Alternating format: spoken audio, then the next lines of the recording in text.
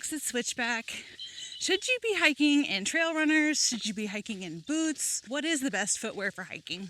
I'm going to keep this discussion in broad terms, not talking about specific models because they constantly change and they vary so widely. Consider the conditions that you're going to be in. Is it going to be muddy, wet, desert, like sand? Will it be really rocky?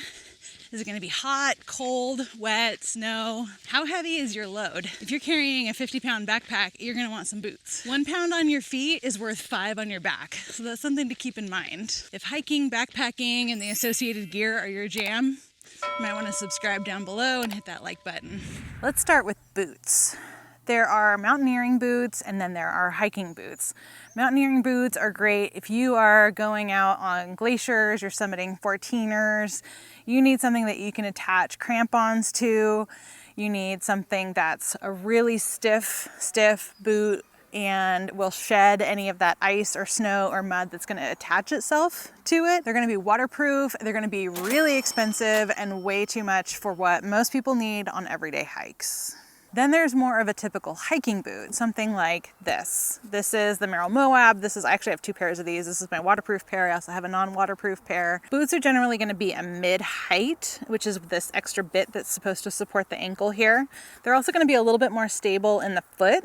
They'll be very durable. They'll last you years, depending on your mileage, of course. They'll generally have pretty good traction for all those technical trails. They'll keep your foot warmer than a shoe, for better or worse. Sometimes they'll have a rock plate in them, and that's basically like a stiff piece of plastic or metal that's in the middle of the sole so that if you're rock hopping, your foot has a little bit of support. Some of these will be waterproof. That said, they all hit a point where they do wet out. What that means is where it just saturates the boot so much that it's no longer waterproof. And if you get wet on the inside, it's going to take eons to dry.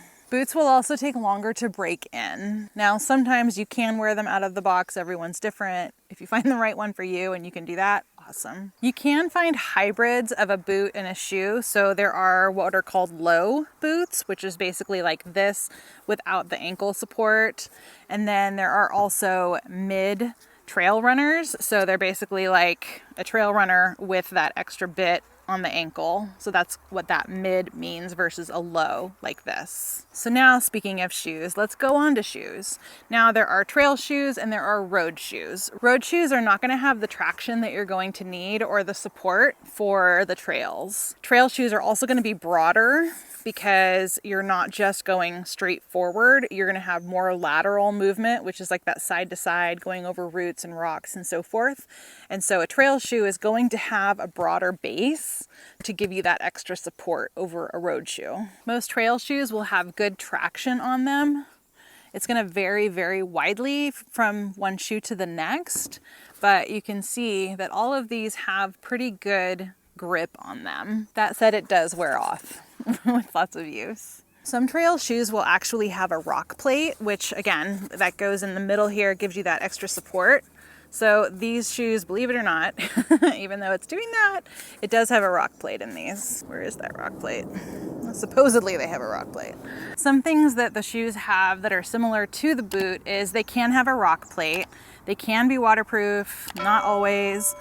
They drain a lot better though than a boot does. For example, you can see there's a lot of mesh on this. This is going to drain pretty well. As a result, if the inside of this gets wet, it's going to dry much faster than something like this will. Shoes will usually be more flexible than a boot will be. And I like that because you get more feedback when you're feeling what's underneath you on the trail, but you still get support. Shoes will be lighter in weight than most boots as well, which is a big reason that a lot of people choose to use shoes. Again, 1 pound on your feet is worth 5 on your back, and every step it adds up. I do want to touch on the term zero drop. So you've probably heard of this. These are Ultra Lone Peaks. These are some old school ones. These are the 3.0, but the difference between these two, the drop is in reference to how much the foot drops from the heel to the toe. So there is a zero drop. They're the same height. The stack height is the same on this Ultra versus a 10 or 12 millimeter drop from heel to toe on a standard shoe. Now, that may not sound like much, but that 10 to 12 millimeters makes a ton of difference in your foot. There are a lot of shoes that are in between. So for example, Topos, which is what I like to wear nowadays, this is a 5 millimeter drop. The right drop is very individual. I'm not going to say that one is better than the other. For me personally, unfortunately, as much as I love these, they gave me plantar fasciitis. For some people, they cure it. So it's really an individual thing. But I don't have that issue at all with a 4 or 5 millimeter drop. There are also minimalist shoes, which I don't wear. I used to have some Vibram 5 fingers years ago when those were a big thing.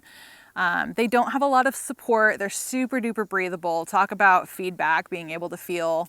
And I know within Vibrams and other brands, there are trail ones, road ones, good variety out there. You're not going to get a lot of support or protection from rocks, roots, against your toes, against the arch of your foot, etc. Another option is sandals. Some people really like to hike in a pair of sandals, and how supportive you want is going to depend on what works for you. So these are 3 different pairs of my personal sandals. I like the Chacos out of the 3 because they have a really high arch support. I have really flat feet, and so I need that arch support. My feet start to hurt pretty quickly in these. Sandals are going to be really breathable, which is nice if you're on a really hot trail somewhere that isn't super technical. You don't need a lot of support. You don't need a lot of protection against rocks and roots. Of course, rocks and sand can get inside of them and get under your feet, burn your feet, cause some rub spots and dig in. I'm personally a little bit weird about hiking in a sandal, even though these are really comfortable. When I was a kid, I was at Girl Scout camp and was running in a pair of flip-flops, which of course are way less supportive than any of these. And I tripped and split open my big toe on a rock, and I mean, bleeding everywhere, all that good stuff when you're, 10, 11 years old.